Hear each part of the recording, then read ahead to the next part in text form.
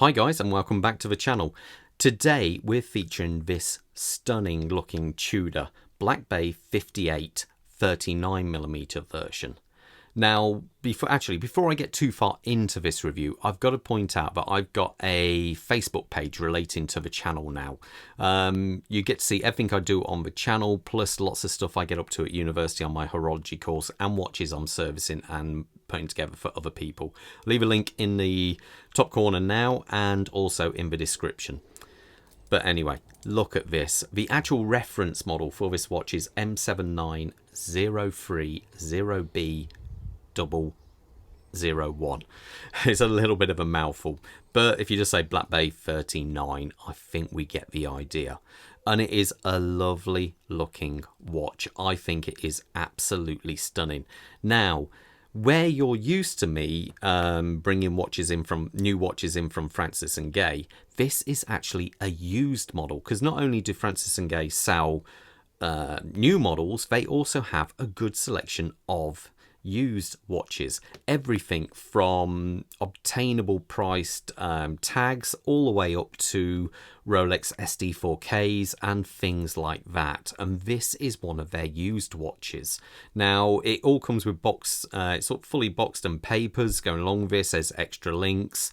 I'm trying to figure out. It also, being that this is a Tudor, this has a 5-year warranty and it is transferable, as this watch is just coming on, I think, for 2 years old. But anyway, let's talk sizes. Now, as we've stated, 39mm. The thickness of this watch is only 11.7mm. It is actually a really comfortable size. The lug-to-lug 47.5 and the bandwidth on this is 20mm. So let's have a look at that dial. Now, I think it just looks absolutely gorgeous. It's almost perfect. It honestly is. I review a lot of watches, and as soon as I got this in my hands, you feel it. It just feels solid. It feels like a really nice watch. As you can see, we've got applied hour markers round here.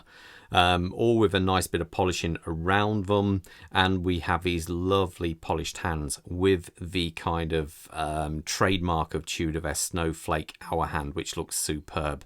There is plenty of lume on this watch. Honestly, it is very, very nice. The lume is stunning. Now, we do have the Tudor logo up there. We do have a bit of script down here. I almost wish they'd left out some of the script. Now, the 200-meter water resistance, that's great. Looks good. Chronometer, fair enough, but officially certified. I don't know if that really had to be on there. And we do have Swiss made down in the bottom there.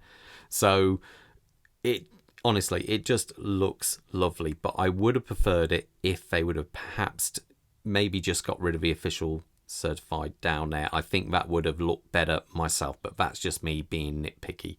So anyway, as we come past the dial, we have a rather lovely domed sapphire crystal, just ever so slightly domed, but what is nice, you have this lovely kind of chamfer going on the edge there.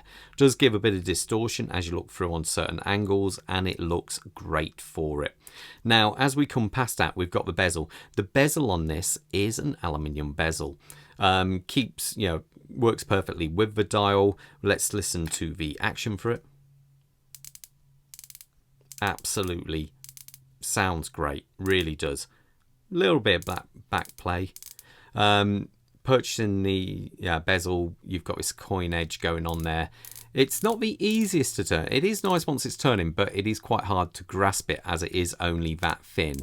But is that a problem? Not really. Let's line that back up, boom, and it lines up absolutely perfectly. Now, as we come round to the case, we have a simple looking case going on here. Very Rolex kind of style, to be fair. Lovely bit of polishing. We have that nice bevel going along the side there. We have a little bit of what looks like radial, very fine radial brushwork going on the lugs. This, let's face it, is, if you want a vintage Rolex Submariner, you buy a brand new Black Bay. It really is that simple. It just feels fantastic, so comfortable on the wrist. Now, as we come around to this side, we do have the rose from the Tudor rose going on there. And as we unscrew this, you can see we have a nice thick inner going on there. The tube system, it does look good. If I pull it all the way out, you can see the thread work going on there. It makes it look more substantial than it actually is, I think. But it is nice. It screws in perfect, no problem at all. As I said before, this has got 200 meters of water resistancy to it. Now, when we come to the bracelet on this is a brushed affair. It is riveted up the top there. I believe they are actual rivets. I'm not 100% sure, but I believe it is. There are screws for the adjustment. Let me just double check on that. Yeah, you can see on there. As I say, the watch will come with extra screws, links, sorry. Now, the bracelet, the clasp, sorry. You've got 3 levels of micro adjustment. It is a little bit fiddly actually, because I looked at this and you automatically think you have to pull that, but no, it is a fold over safe keeper, and then you pull that. So there you go, and it is signed up on the back there. So that's how it is. On the back of the case, we do have a solid case back with the Rolex style way of getting back in there, rather than just having to use a normal kind of jacks tool to open it. You need the proper Rolex pieces to get in there. Now, it's a bit of a shame you don't get to see the movement, because the movement is a rather nice one. It's the MT5402, which is a chronometer spec movement. I did put it on the time grapher earlier. Now, considering this watch is 2 years old, it was coming out around about -1 second, 1.5 seconds a day, which is very, very admirable. And it also 4 hertz movement, so you're getting 8 beats per second. That's why that glides around quite nicely. It also features 70 hours of power reserve. That will get you through the whole weekend, and it's a 27 dual movement. Now, it also actually has got a silicone hairspring, which is really good, because that means it's got far less chance of picking up magnetism, which can be a bind. At least I was servicing a watch the other day and it was magnetized, and yeah, it was a bit of a nightmare. So anyway, other things. Now, they do actually state it as being an in-house movement. Now, that's sort of right to a degree, because it's actually made, I think it's Kenesis or something, the company which actually make it. But the fact that Tudor and Chanel own that company is why they can call it in-house, I guess. So, but it is a solid movement. It really, it performs nicely. So anyway, let's put this on my wrist and get an idea how it looks. Let's zoom out. Quick wrist check.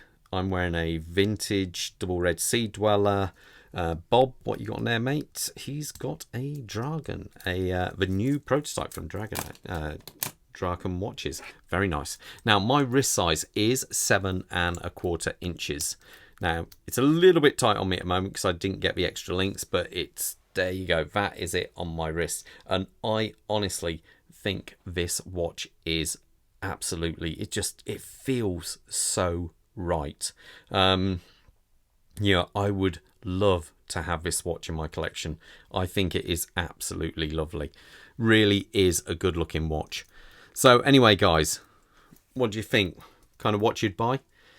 Anyway, let me know in the comments below. All the best, and most importantly, stay safe out there. Bye.